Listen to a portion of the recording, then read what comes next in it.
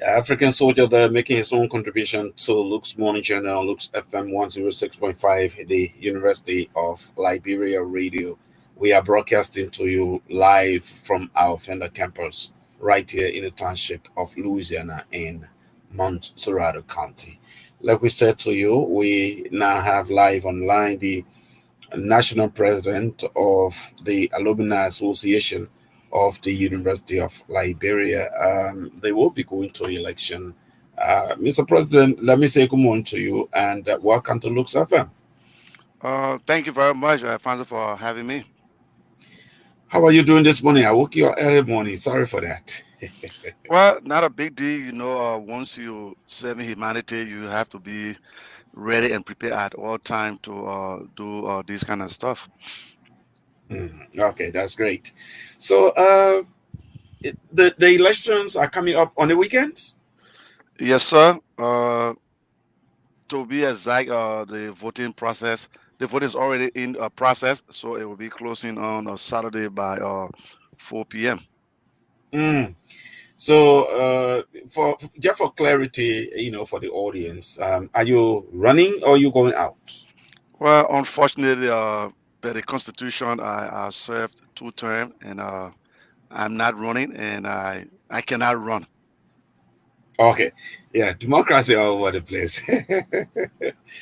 And just for the sake, like I said, I mean, just for the sake of those who don't know Melvin Harvard, he's served the Alumni Association of the University of Liberia. Firstly, clarify this thing for a lot of people listening and watching. We are online as well. When you say national president of the Alumni Association of the University of Liberia, what are you saying? Well, when we refer to a national president, the United States is very big. We have 50 states, and there are alumni members all around this country. And in each of those, most of those states, we have what we call our chapters, and they have their own leaders, like a president or coordinator. So if you are a national president, meaning that you're superseding all those or chapters that fall under your jurisdiction as a national as a president. Okay, so this national president just has to do with the United States. All of the states that got alumni association, the president, you are the national president for everyone, or I mean, the other chapters outside of the United States. No, the other association outside United States, they are not part of the University of Liberia Alumni Association. For instance, we have the parent body, the AAUL, the base in Monrovia, Liberia, and we don't Uh-huh. have jurisdiction over them. And we Okay. have the folks in Nigeria, the University of Liberia Alumni Association in Nigeria, in Europe. So they are a Mhm. separate body from us here, and they are our sister uh, entity that we partner with to help the University of Liberia. Okay, so we're going to come to even in fact how you got involved with AAU or politics and all kind of things that you've done and others that maybe you had challenge with. But let's talk about the coordination between your AAUL, the one in Europe, the one in Nigeria, and the one in Liberia. How has it been over the years? Oh, it's been very fantastic. For the matter of fact that we have what we call the global leadership team, and that team is comprised of the leadership from the AAUL, the parent body in Liberia, and the leadership from the folks in Nigeria, that's the Alumni Association of Nigeria, the leadership of the Alumni Association in Europe. So we do meet on a monthly basis to discuss uh, issues that we think we can jointly together help the University of Liberia. So the reason of that is kind of simple because we don't want for folks to have divided interest.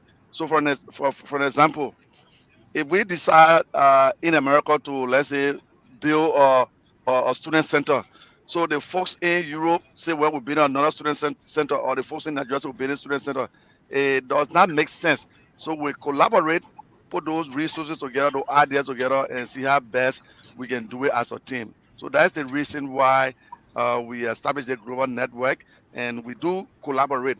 So for just to be, I mean, exact to your question, we have proposed to do this multi-purpose building, and this building is being done by all of the alumni association across the globe. Yeah, we're going to talk more about that. But just if you have the information, just share with us. This global networking of your leadership. What are some challenges you guys been experiencing? Maybe you can share with each other. And how have you been able to work now? Well, for every setting, they have some level of challenges, but ours has not been that so grave. So one of the challenges we face, we all in a different time zone. So like the time zone from Europe to the United States and that of Africa is kind of different. So for us to meet like on a Sunday, we have to like navigate the time zone to see what times will be best and better for all of us. So yeah, we have been successful in passing that. So like on 3 Sundays, like in America when it's 1 p.m. here, it probably like 5 in Liberia and probably 6 in Nigeria. So we try to work with each other's schedule and let us find a suitable time that we all can meet and discuss issues relating to our alma mater, University of Liberia. Mm. Okay. Now, the multi-purpose building you talk about, that was one of your dreams during the election. Was it in 2017 or 18? Well, 2016. 16. So, what's the status of that now? It was one of the biggest projects. Right, it is still on course, and I one thing I want to say here, and you also know as well, government is continuity.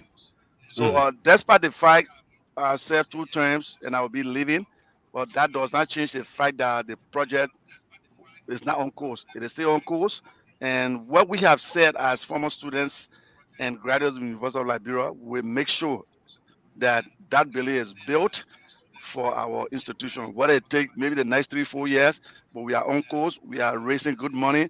We are reaching out to people, and we have our technicians, the engineer, they are working, putting the blueprint together that will be able to send to the university administration to approve it. And ASAP will start uh, the foundation. I can assure you that maybe the next year or so. So on course. So, so how much do you have in your coffers now? Well, Eh, towards you mean towards that project or yeah, the project. so as I speak, we did couple of launching of this project. We did launching official launching of this project in 2019 in my own home state, Rhode Island, and we raised thus far at that time rather we raised about over 50,000 United States dollars. And we went to Monrovia in the same 2019 and in December, and we did another launching in Liberia, and there were a lot of pledges and contribution made. So, for my recollection, what we did in Liberia, we got pretty close to over 100,000 United States dollars. So, if you add those two from what we did in 2019, it's pretty close to 150,000. And right now, as I speak to you for this convention, we are raising money, and thus far from the financial report I have seen, we are hitting like $60,000 towards the project. So at the end of this year, hopefully we'll see what we have, and we want to challenge ourselves to start that foundation of the project ASAP. As a reminder, what's the cost of the project? From my the engineering perspective, we're looking at 2.5 million, and it sounds so huge, but trust me, being students of that great institution, we can do it, and we will do it. It's doable. Okay, so I mean, I guess for now, you're just raising the funds among yourselves. But are you also reaching out to goodwill people who maybe could be sympathizers of the AAUL? No, absolutely, absolutely. We are reaching out to friends of the University of Liberia, not just friends of the Alumni Association. We have a lot of partners here in the United States that we have, I mean, written them, and they are showing some positive sign, and they will come true. Hmm, very well. Maybe we. we want to, delve into your interests. And you are an alumnus of the University of Liberia, finding yourself in the US and trying to, get your colleagues together to form, whether you are the one or you met it on, but to, reawaken the spirit of the Alumni Association there. What really drove you into that? I mean, it's not easy to move from one state to another or make whatever contact by whatever means. It's just not an easy thing. What drove you into, running to become the president of the Alumni Association of the UL? Well, Alfonso, that's a very great question, and I think it's simple from my own perspective. It has to do with the individual passion and what you believe in life. If you are a person that believe in to help people, I think you will have. I mean, you will take advantage of this opportunity. So my nature from being who I am, I just love to help people. This just started. I mean, it started not just the few days when I took over this position. It started when I was back in Liberia, even at the university as a student. I used to volunteer my own time to tutor students in the field of accounting because that's a challenging field that most of our colleagues at the time they were struggling.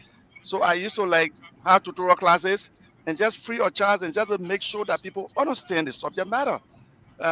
Even in the field of managerial, financial management, as one of the difficult course on campus. So to answer your question, I love to help. I have the passion and I have the desire to help people, especially my institution and my beloved country. Mm. So somebody somewhere could be thinking, yeah, yes, he has a passion to help people, yes, but this great organization was in existence. What kind of help did you bring to the AAUL? Right.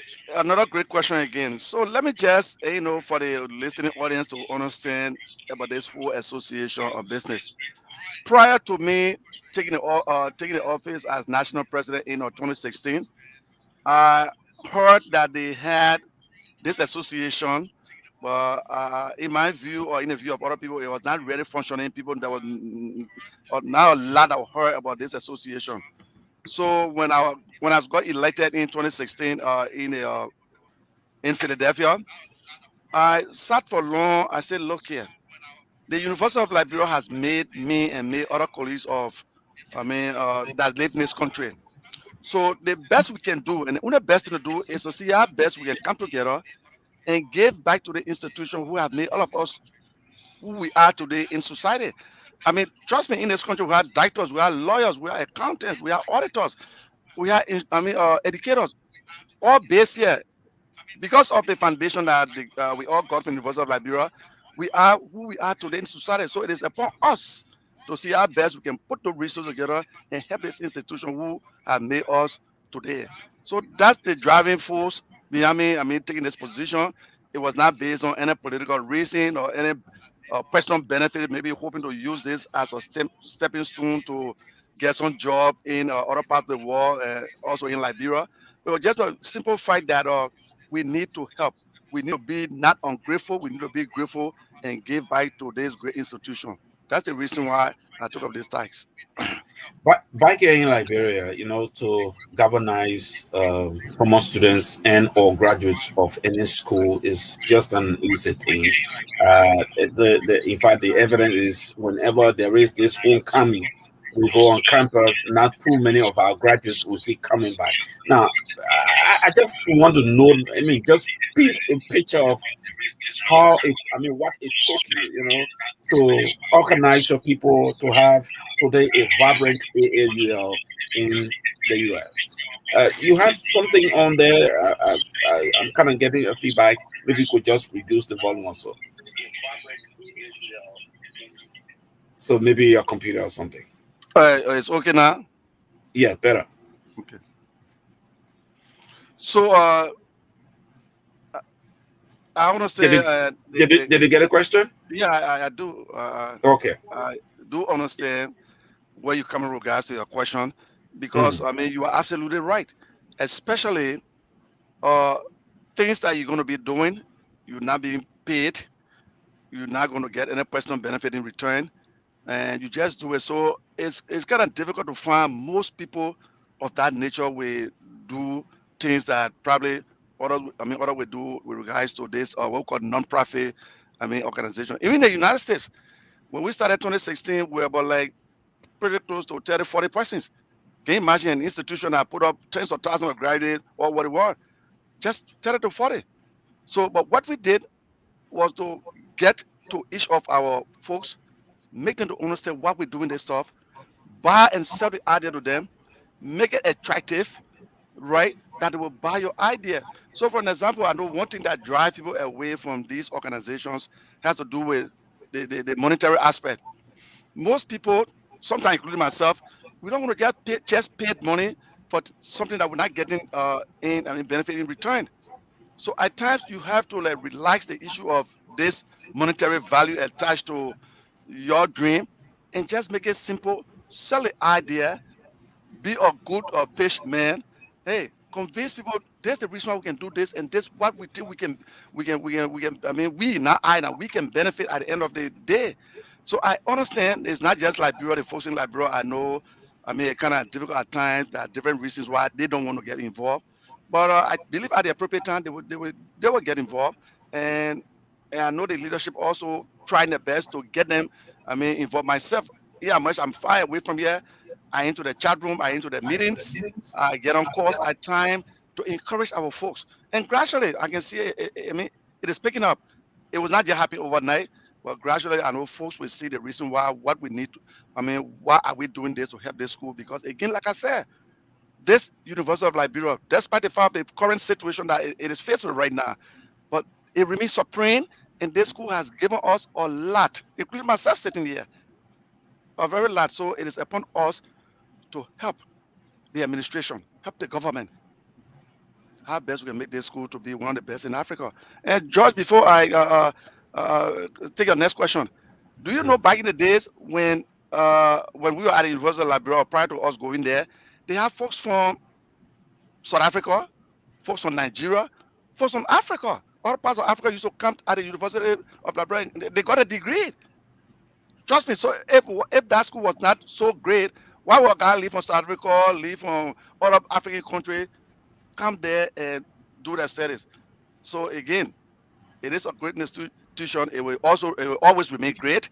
And it is upon us as former students, be it in Liberia, be it in Nigeria, be it in the United States, be it Europe, to come together and the little resources we can put together to help that institution to make someone to be like me tomorrow. Let it have the next Melvin Howard.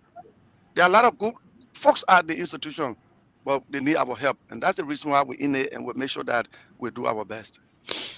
Though you talk about, the erection of the multi-purpose building, I just like you to speak to some of the things you consider achievement while you serve the association as its president for 2 terms. Right. There are a lot of things I can walk away with as not just achievement, great achievement. First and foremost, I mean, Afonso, you in Liberia, prior to you maybe taking the show, you never heard about no alumni association before. I was in Liberia. I was as a student at the University of Liberia. Our days, there was no group in the United States there called University of Liberia Alumni Association. No, you found any Liberian group on this side back in the days. Either to be something like engaging government, maybe for their own personal gain, on some level of position, so to organize themselves. But this group is not a political group. We don't really focus on going to engage government because according to the saying, we are the microcosm of the life society. Those were the days. Still, it remains the fact that we are, but we have to show that through our actions and our deeds in helping the school. So, one, we were able to reawaken the spirit of this association across the entire globe, not just America. As I speak to you, when I took over in 2016, there was no chapters in other states. No, there were just a few group of guys we get together on maybe Saturday evening or Friday afternoon, early meeting, and just had the fun aspect of that. But when I took over, the dynamic has changed. We have 7 chapters, 7 functional chapters that You can travel to any time in any of those states and you'll be welcome. I gave an example. Just recently, our Georgia chapter, they were able to send 150 pieces of face masks to the administration to use. When they come in, Mr. President, what can we do? I said, well, let the chapter see they can do something to identify with the school. They shipped 150 pieces of the face masks with the logo on it. We have a chapter in Minnesota, very strong and huge. We have a chapter in the DMV era, that's the DC, Maryland, and Virginia era, Washington DC, very huge chapter. We have a chapter based in Pennsylvania, in New Jersey, in Delaware, in Rhode Island, Massachusetts. So prior to me taking over, there was none. So that's an achievement. Two, one of the major achievements, we're able to increase our membership base from just 35% to pretty close to 2,000 across the country right now. A lot of people, I mean, a lot of people are involved. So I can name the achievement, and we were also able to identify with the University of Liberia through some of the quick impact projects that they needed. So, for an example, uh, 3 years back, we got this email from then Vice President Dr. Nelson, who is the president now, that they needed help for us to see how best we can put some resources together and help the University of Liberia. And what the help they needed at the time? At the time, I was informed that the University of Liberia was kind of paying 2,000 United States dollars to either the AFF band or to the police band for every graduation exercise to go and play for a few hours and then after they leave. So if you look at that, we were able to save the university some good of money. So they appealed to us that hey, they wanted to revitalize their own marching band. You know, back in the days when we were there, or prior to us being there at the university, they had their own marching band and the orchestra. So they wanted to revitalize the band. They needed modern musical instruments. They needed a uniform for the band. And one thing that they also proposed at the time that they wanted to reintroduce, or let's say this CUC and LU meet, and you're not supposed to bring people together. So they wanted to also revitalize the entire varsity teams, soccer, kickball, and they needed a uniform. And when they told me, I said, well, we're going to see what we can do. And the estimated cost at the time for all those stuff are going to be like, I mean, averaging by around 20 to 25,000 United States dollars. And we just started. So I challenged myself. I said, look, guys, we have to come to the aid of this institution. So working with our colleagues on the ground, the AAUL, they were able to wire to us on this side from their covers $12,000, and we put our portion. We were able to send those brand new instruments, those brand new equipment. I think you saw during the 100 September program, the university band was, I mean, they were present in a full uniform with a brand new, I mean, band set. We paid pretty close to 25 to 26,000, and we shipped those items to the University of Liberia. That's one of the achievements. Most recently, when I was in Liberia, I visited a couple of the campuses. I went to the medical school. I went to the FQ building where the science student did most of the laboratory work. And what I observed at the time, that some basic equipment were kind of missing, like microscope, buzzer burner, where they can do the fire stuff. I saw copper, and that it kind of touched my heart. So when I came back, we got that support, and just of late, I think 2 months ago, we were able to send some educational materials that included projectors, computer, microscope, laboratory equipment, books that cost very close to 50 to 60,000 dollars. It was delivered to the University of Liberia. So if I sit here, George, I will name the achievement for the last 5 years as I live in uh, uh, this leadership. And lastly, one of the primary achievements was to break ground for that construction of the multi-purpose building. And let me just elaborate a little. This multi-purpose building is not just a student center. No, it's far beyond just being a student center. My late daughter, she 16 years old, she goes to a high school in Rhode Island.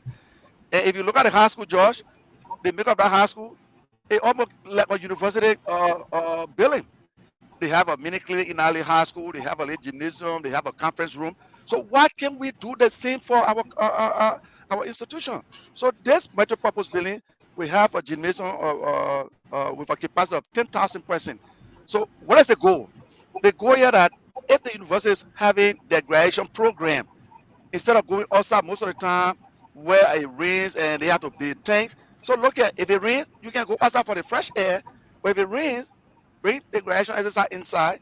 The capacity there, you can take 10,000 persons, including the graduates and their family members. Right, we see it rare in the United States and other countries. It will also have conference room. It will also have offices for the AAUL, for other staff.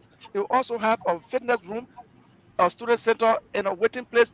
Like when students waiting for the classes, instead of that, just waiting under the Palawa hut, like maybe some of them are not so interested in the activities at the Palawa hut. They want to study the lesson. Instead of them waiting outside in the rain, as I was told that when classes in session, they're waiting, they got to wait, maybe outside when it's raining. You will have a place to relax for the instructors as well. Go in there, prepare the lesson plan, relax and get prepared and prepare your mind mentally. You're going to teach or you're going to take a lesson, but you can't be waiting when it's time to go to the next class. You under the rain, it's raining, you got a book, you can't want to, you can't hardly open it. I think that is not a good learning or conducive atmosphere. So God being our helper, we hope to have that building constructed in the next couple of years to come. We are working on it and will definitely take place. So among all of these, what could be your more memorable achievement that you always remember and people will point to? So my more memorable achievement from my side, like I told you from the onset, I have that passion to bring people together. Josh, everybody got their strength. And one of my strengths God gave me from birth, back in the days playing soccer. I just have that passion to bring people together. I did it at university when I was president of the County Student Association. I did at university when I went at the law school, served as president for the first and second year class. I brought folks together. If today you go in the University of Liberia campus, go upstairs TH building, the accounting department, you will see a bulletin board called the County Student Association. That was built by me when I was there, when I saw it. Even at the law school, even at the undergrad program when I was president of the County Student Association, we made it possible to give a lot of students job internship. And today, Josh, they are permanent in society. For an example, the current LBDI bank president, John B.S. David, the Thomas Dona, who was at the LRA, the Samoa. So one of the things I would really miss is that using, that strength to bring people together, that through Malay strength, we have built good presence in Liberia, folks getting active, folks in Nigeria getting active, and the folks in Europe getting active. So that's one thing I really going to miss. But notwithstanding, I will still do it from the back. I will still help to bring more people on board that we can help the University of Liberia. Okay, we're going to come to your challenges while you serve as president. Some of the things you can reflect, that kind of give you tough time. But let me just announce our numbers: 077-277-288, 077-277-288, or 0880-768-161, 0880-768-161. Those are the numbers to call. And our WhatsApp number: 077-58-7065, 077-58-7065 is our WhatsApp number in case you are online and you want to be a part of the program this morning. Call us on those numbers. The national president of the Alumni Association of the University of Liberia, Melvin, is my guest on this special edition of Luke's Morning Journal, Luke's FM 106.5, the University of Liberia Radio. The Alumni Association is kind of doing all it can, to be a help or to give back. Let me use that word, to give back to the university. So that in itself is a huge task. And serving as president for 5 years, kind of trying to get the guys back. To give back is just not an easy thing. Mizawa, are you there? Yeah, I'm here. Okay, so I just would like you to, talk to us about some challenges you went through, so that maybe the local, association and other chapters, outside of the U.S. will get a gist of what happened, from your end, and maybe they can work at correcting similar, such situation if it exists, in their own chapters. Well, the challenges that that I encounter, it is still there, and it would not just go away that easy. But Mm, we I still working on them. I think this apply to all of the association across the globe. Is the issue of getting people on board, recruitment. That's a tough one, George. Trust me. Many nights, U.S. time, I go to bed at 3 a.m., 4 a.m. And the reason being that I have to watch the time zone that the folks are in California. You have a lot of University of Liberia former students and graduates living in California and doing well mm. too. So in order to engage them, you don't want to call them during their working hours. That would not be fair to them.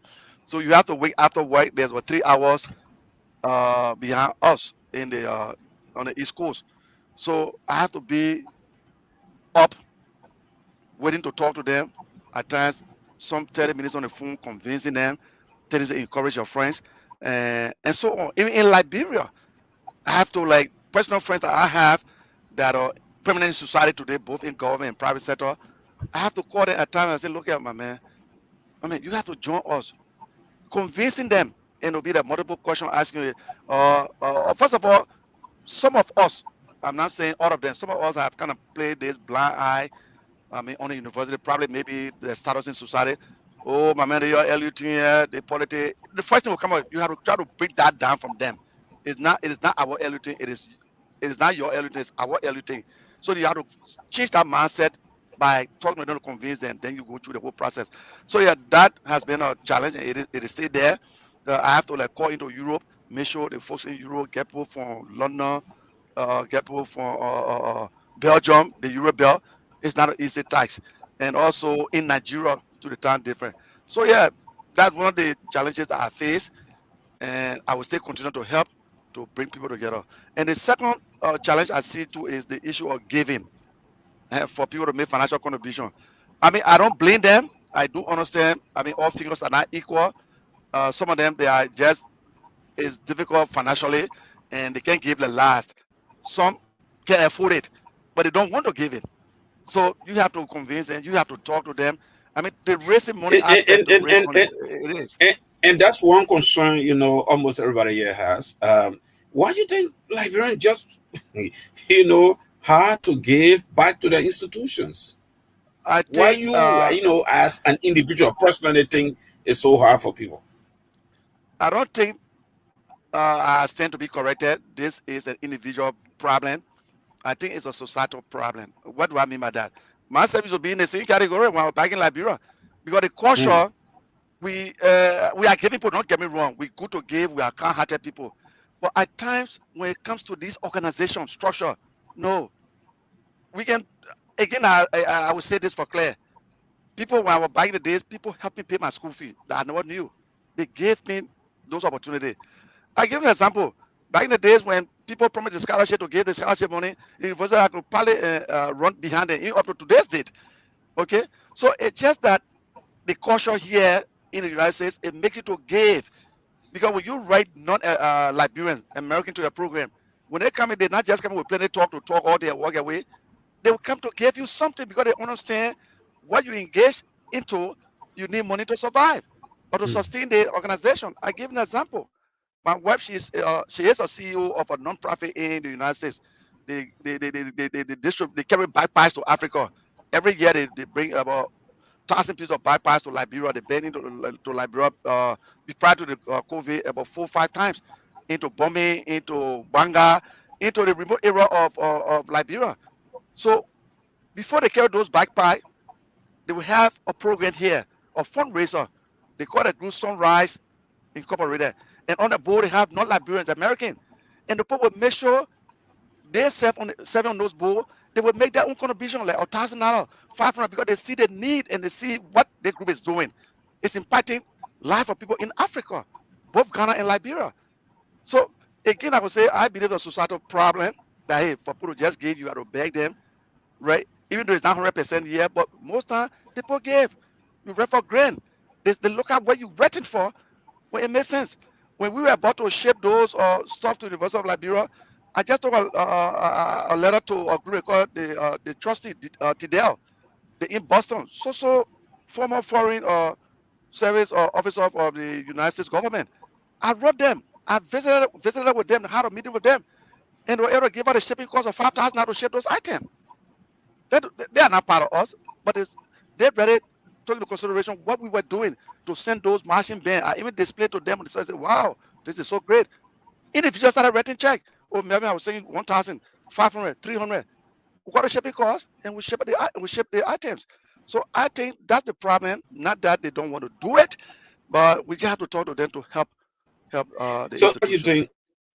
think? What must be done? From your end, must be done to problem that you consider it as a societal problem because it continues to affect all the institutions. I mean, education institutions in this country. Well, to answer a question, let me just give you another example. Look at our sister institution, the Cardinal University Alumni Association in Americas. I mean, the folks here, they raised hundreds of thousands of dollars. Right? We can match them, we can touch them. It's not just a few because LU is kind of larger interest of students and alumni as compared to Cardinal. But the folks from that institution, they are committed. Trust me.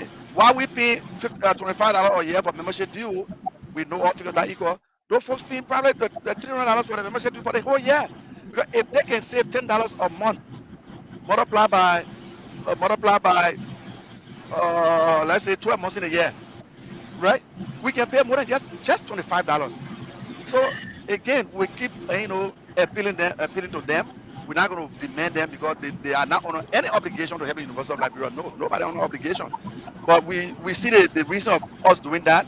So we appeal to them, both our college in government and out of Equally government. so, equally so is necessary because it is the institution that has made you. Right, So right, right, I think it's just prudent to give back. right, right, right. You're listening to an extended edition of Luke's Morning Journal, Luke's FM 106.5, the University of Liberia Radio. And I have as my guest the national president of the University of Liberia's Alumni Association in the Americas, Melvin D. Howard. We are talking about things that he's done as president for the organization while he's still serving though until they can have a new leadership. I'm told the voting process is ongoing. You just want to speak to us about how the process goes? Oh yeah, the process is going very much smoothly. And let me just make the disclaimer. My tenure is not 5 years, 4 years. So we Okay. should have had election last year, but due to the COVID Mm. pandemic, I mean now I kind of relax it. No one could get out of do anything, especially Zoom started late. So the body met in one of our conference call, and we agreed to amend our uh, training for a year just to hold the association together until we can go to convention. And when the COVID kind of relaxed. So that I made it 5 years, but actually it's 4 years. So the voting process, and I will tell you this, brother George. Mm. Like people always say that the University of Liberia is the microcosm of the larger society. That's the fact. And we should do things that other people will see and follow our footsteps. We cannot be called the microcosm of the larger society and do wrong things and we expect people to do the right things. So what do I mean by this? This electoral process been very smooth, professional, and I mean fine. Just 3 days ago, on Sunday to be exact, we had presidential debate. You know us, the LU students, our Palahot, when Soup Mhm. stood out or Sim on our Palahot for debate, you know the campus, the tension. But believe you me, we had this Zoom debate in which I will share with you for you to share with the general public. We have over 200 folks on the Zoom call, and people watching via Facebook were almost going to 6,000. Very professionally done. The candidates, they're on the issues. There was no personal attack. What if somebody in America did not pay the mortgage, they can't pay the card note, did not pay student loan? No. The candidates, I was so impressed and proud to see us as former student graduate away from Liberia going through the democratic process. And the system they're using right now to have this voting is electronic process. Once you register, the commission, the financial team clears you, send the name to the election commission to do the vetting. They send you a link, a ballot, and all the candidates are right there. You cannot vote more than 2 times. No. Once you hit submit, it goes to the commission. And the commission using a system that the system is locked, they set the system to open on 7 o'clock on Saturday afternoon. They themselves cannot open the system because the system recognizes the time that it got to be locked for. You can't go and input anything. At the end of the day, they will go in on that 7 o'clock when the system opens. They will check the amount of people voted and look at the register, we call them registered voter, those that pay their convention fee, because you have to pay your convention fee of 125 before you vote. And guess what? Mhm. As I speak to you right now, we have pretty close to 250%, 250% have paid 125. Take your calculator and multiply 125 times 250. Over So, $30,000. so, That so what are you going to do with that money? What is it that for? money is geared towards our project. Okay. So you see, in getting money for people, you have to like attract them. You have to say, you know what in it for me? They're going to vote for the candidate. They're not paying for vote. It's illegal. But equally so, they're making their contribution to the convention. We're giving the convention package with T-shirt, with souvenir items in it. They need it. Everybody want to wear the LU gear than me. I love it. So when you pay your 125, yes, you are paying your yearly due. You are paying your convention fee, and you are paid towards the project. So at the end of the day, we're hoping to generate about 100,000. The convention is that we have a queen contest. We tell people each chapter bringing their queen. My home state queen, Rhode Island, that's my wife. I gotta jump into my Oh 401k, my wow. retirement money. Yeah, and make sure I make my wife to win. And she's not gonna win with 500. We're talking about thousands of dollars, all going to the University of Labrador towards our project. So yes, the electoral process is okay. The reason why we open it from Sunday to Saturday, because people take pay at different time period. So you can say, well, today everybody should pay and vote. Some people are going to get paid on Friday. They committed themselves that they will send a part of money in. But Saturday, 12 midday, the system will shut it off. So the process is smooth. And like I said again, we have set that example. If you watch the debate, so if we for the Universal Library want to criticize the electoral process in Africa, especially Liberia, we should come with clean hands. They say, but look at you. You can't even conduct an election of 1,000 students in America. You're fighting all over the place. But no, it's unique, professionally done. We have a moderator, one Joe Mason from Kiss FM. He used to be a Kiss FM reporter, a broadcaster, and Imaya Abalo. They need to sound Yeah, familiar from yeah, the Cali radio station. I was yeah. saying The for you to guy, the share. guys came from UVC. Yeah, Yeah. I was saying for you to share that debate. Let the people see how the democratic process is taking place. We disagree in America here, but when it comes to Universal Library, we do it professionally, with respect. We don't go after personal attack. What can you do? Maybe how I done SYZ. What can you do much more better than Mr. Howard? What can you do by bringing in more people? That's the issue we look at. So the process is smooth and it's going well. 077 277 288 077 288 0880 768 161 0880 768 161. Our WhatsApp number 0777586. That's 7065 077 587 7065. So what are some of the names you in a electoral process over there? Who are some of the people running for president? Okay, that's a great question. Our current vice president, Mrs. Sandra Berry Hall, the current national vice president, she's running to succeed me. Okay. She's running with along with one Daniel Menza. They are very formidable name in Liberia. He works for the United Nations back in the days. He's an engineer, Daniel O. Menza. He ran as a vice presidential candidate to her.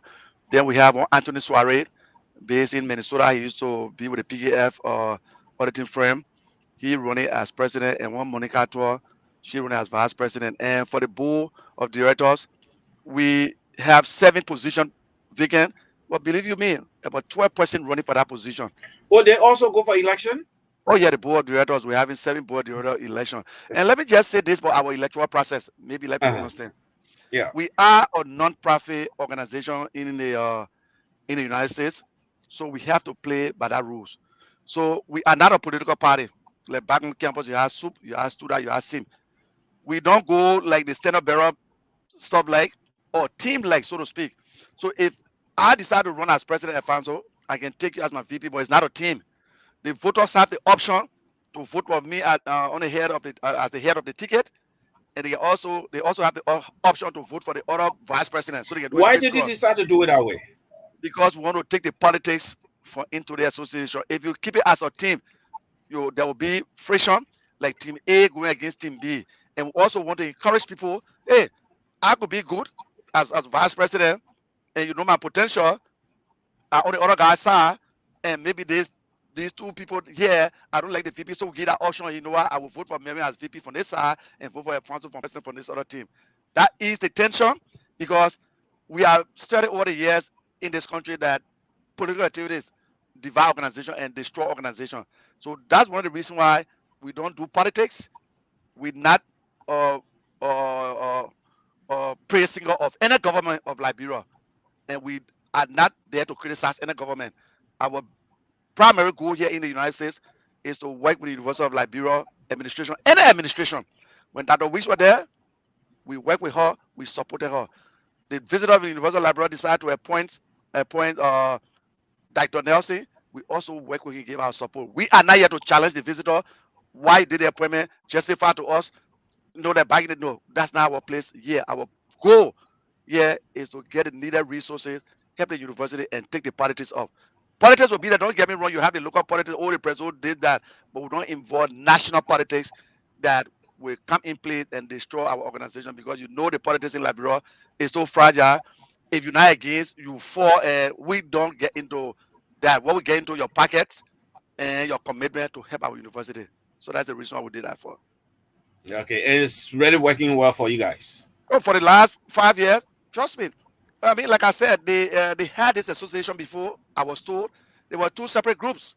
They had one based in Minnesota and one based in Philadelphia, another group. And they were two almost like two leadership that go at each other. It's very common here in the United States. You have two organizations put for some reason they just decide and take their own bodies. You know why? We will organize ourselves, call ourselves Universal Liberia and the other group. So since I took over, that has been one of my major concerns. That hey, let us hold together. I will not be the best president for you. You will not like me. But hey, give me the 4 years that will serve you. Thereafter, you can come and bring your own body, run your campaign well, convince people, and they will vote for your body. So yeah, it's working and people love it. Even our chat room, our WhatsApp chat room, we don't entertain anything that is not Universal Library related. No. What are the visitor of the University of Liberia did huge thing at the university. Yeah, we talk about it, but the politics piece, because you know what? There are different people in the chat room. You don't want to hurt nobody feeling. Oh, maybe those negative app from Facebook, I mean, against the government, against the president, or for we don't encourage in our chat room. If you are posting things in our chat room, it has to be how best you can come up with idea to help the university. Because we have seen it before, chat rooms discussion, chat room conversation, chat room interaction destroy the organization. So we're trying to keep it simple to the point just to help the school. Mm, great. Okay, so very shortly I will let you go, but I just like you to talk to me, talk to the leadership of the other chapters. What will be your message as a former president, soon to be, of the AAUL in the Americas? What would you want to say to them?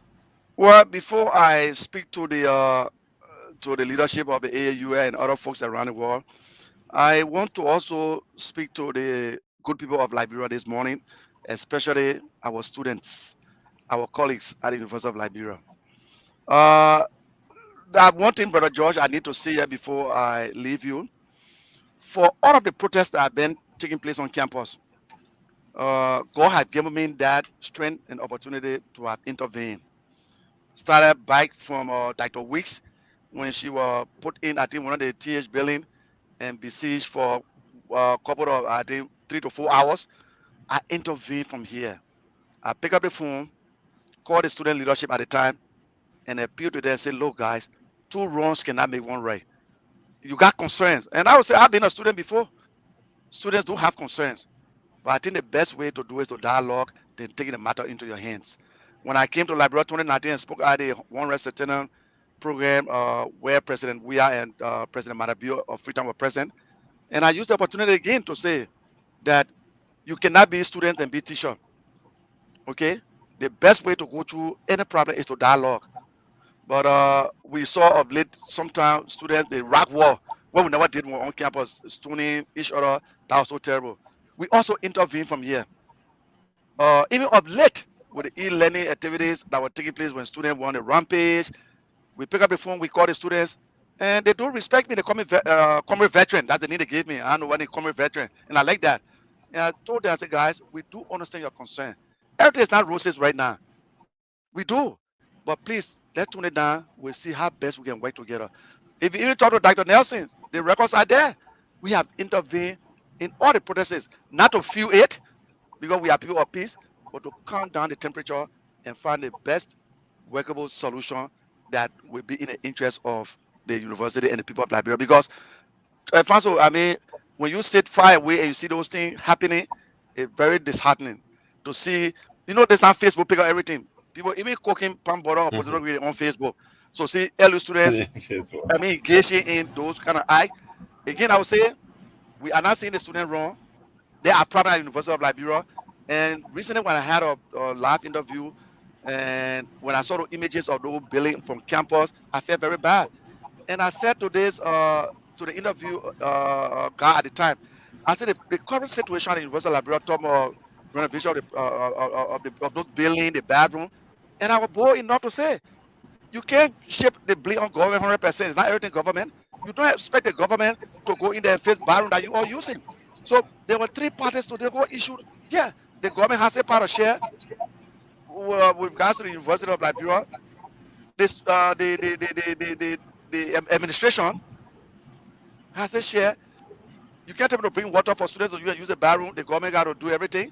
And we, the alumni, also have our share. We're not doing more to help. And the student themselves. So there were four parties, like I said, to this whole situation. And we got in. Now we are doing our part. And thankfully, the government is getting involved to have those buildings on the main campus renovated to make it look good. They are not using no buildings. Perfect. But that's the original base of the University of Liberia. That show a face to any visitor coming to the country to see the building looking like that. We were about to intervene. When I saw those photos, I called my financial team and the board chair. I said, look here, we are about to disburse 20,000 right. Let's do a quick impact intervention. Pinto building, getting the water and the bathroom, everything up to date. But they did an assessment. And as I learned, the government of Liberia through the Minister of Finance and that of the presidential affair, they went on campus. They signed an MOU that they will start renovation of all the campuses, including the medical school. I must commend them. We keep our finger crossed that they will do it. I know Minister Twe, he's a product from the University of Liberia, Minister Maggie and other folks. And by the way, I mean, it's not a matter of boasting. Minister Samuel Twe was one of my students back in the days. I taught in the county 201 in TH8. He and this Robert Dway and other folks. So I know he will deliver to help the university, that his school. He got good education with he and other folks. So again, I want to tell other leaders that run the globe, this is not an easy task. It's very difficult. Once you committed, God above will help you to make you succeed, that you bring people together. I will still work with them in the next couple of days. To be exact, Saturday, I'll be under the leadership.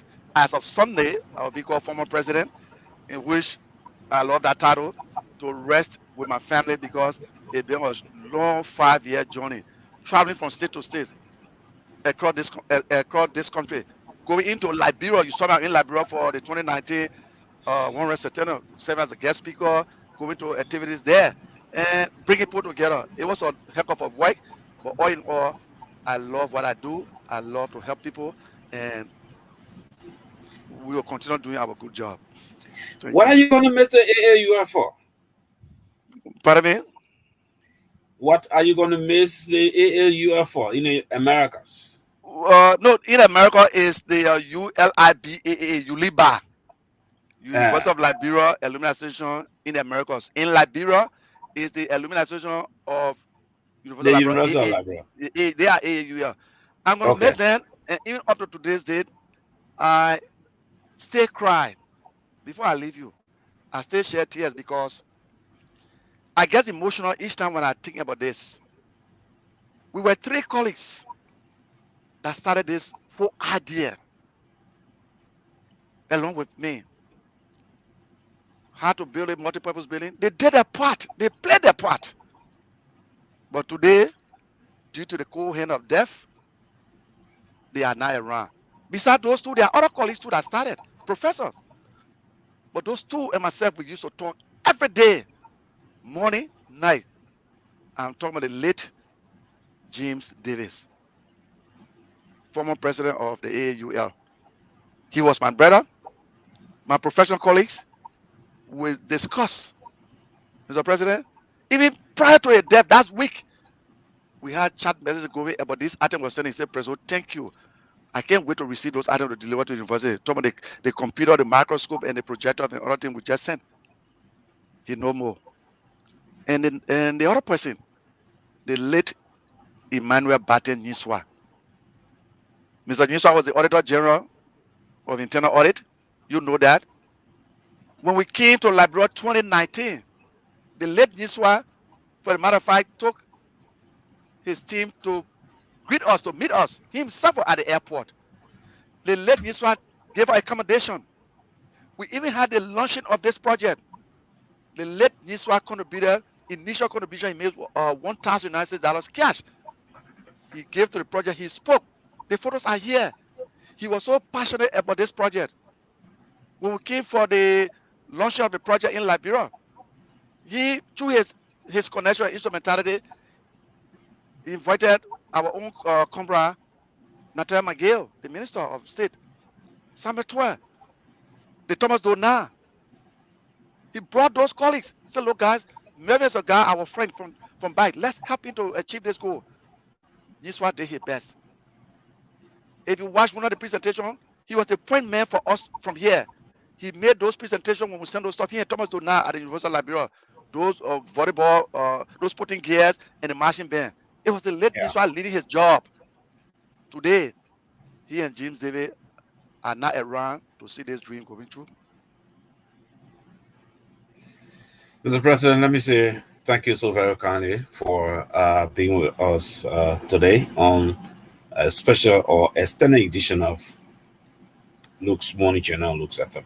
We hope to hear from you soon when you are former president.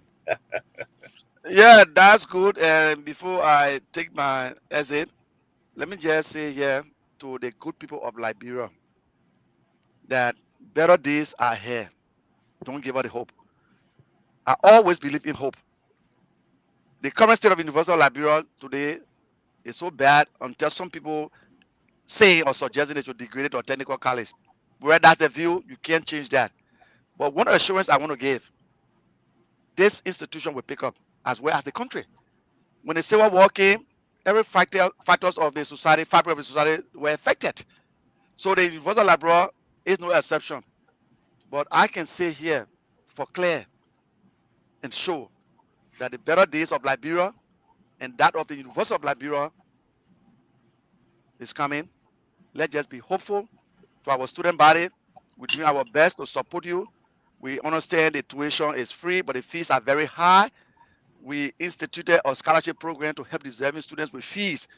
The university fees per semester is $20.